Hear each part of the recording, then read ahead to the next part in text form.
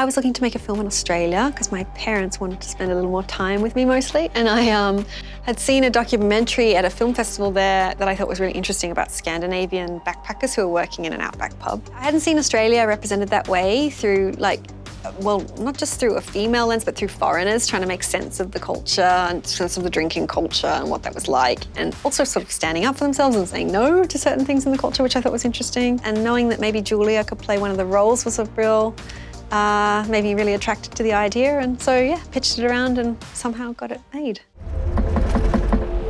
We're in the middle of nowhere. Yep. Down the back, up the stairs. Down the back. Up the stairs, mate. You're the new girls. Yeah.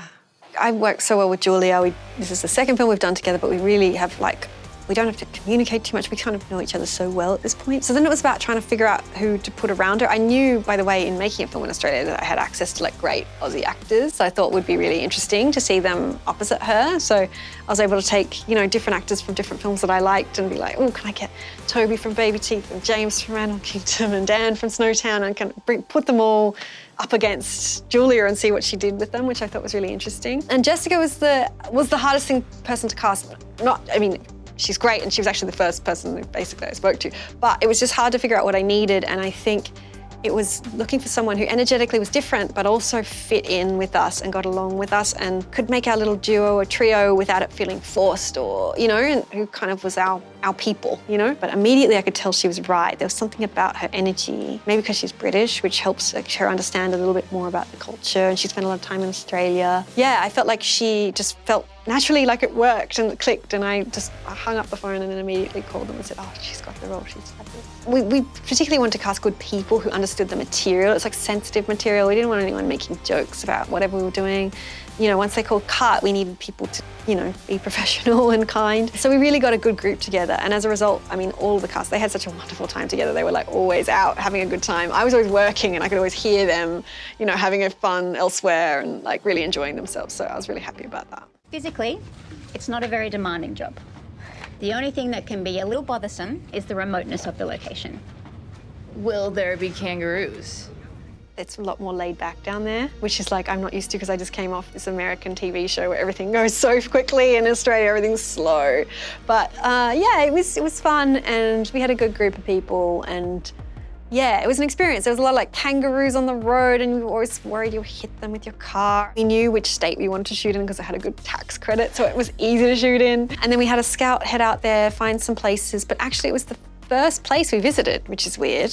It was and sort of on the road to all the other pubs. It was this abandoned pub in basically a town that doesn't really exist. There's 29 people sort of dotted around, but there's no real town. And the pub just was sitting there and empty and ready to be taken over by us. So it just worked really beautifully. And then we were able to kind of construct an interior in a studio that felt reflective of that place. But it really was just sort of this perfect coincidence. It happened to be there. It happened to have a full kind of almost 180, if not 360, nothingness, around it, which meant that we could really take advantage of the landscape and really kind of show visually just how isolated they were. It was all pretty wild, and it kept, the first 2 weeks were exteriors and a lot of bad weather, and it was kind of just getting through it. It was really cold. Then we moved into the studio for the interiors, and it got a little easier, and I think people relaxed a little more, and that space just is so claustrophobic and filled with all these men, and it was just sort of this very weird experience. But I remember even there's a scene where Julia's got a birthday cake and she's singing happy birthday, and there's 60 men in mining outfits singing happy birthday too as well, and I was just this is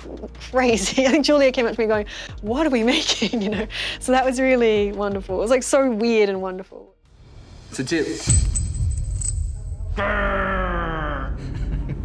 That's enough. You want me to go? Hey?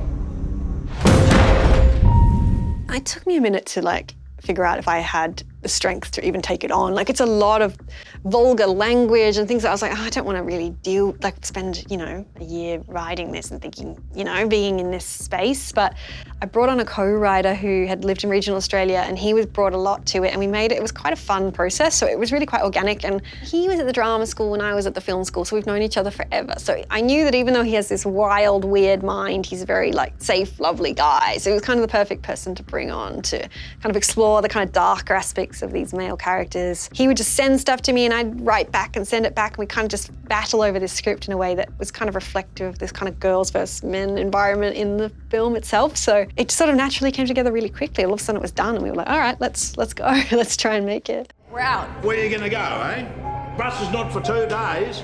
I'm scared of everyone and everything in this place. Make what you can, get on the bus and go. The thing about the behaviour in the movie and it's sort of like this alcohol-fueled aggression is it can happen anywhere. Like it could happen in a London pub or in a London bar or in a New York bar. But the isolation really adds to the tension, and like kind of just how remote it is means that there's no way really of escaping. There's no one close by who can help.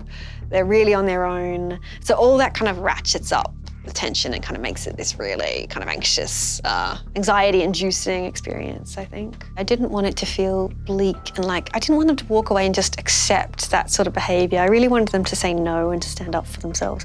And that to me was like an important decision. This is an opportunity for them to take a stand and say, we're not going to put up with this. And that to me, yeah, it's cheeky, but we're proud of it.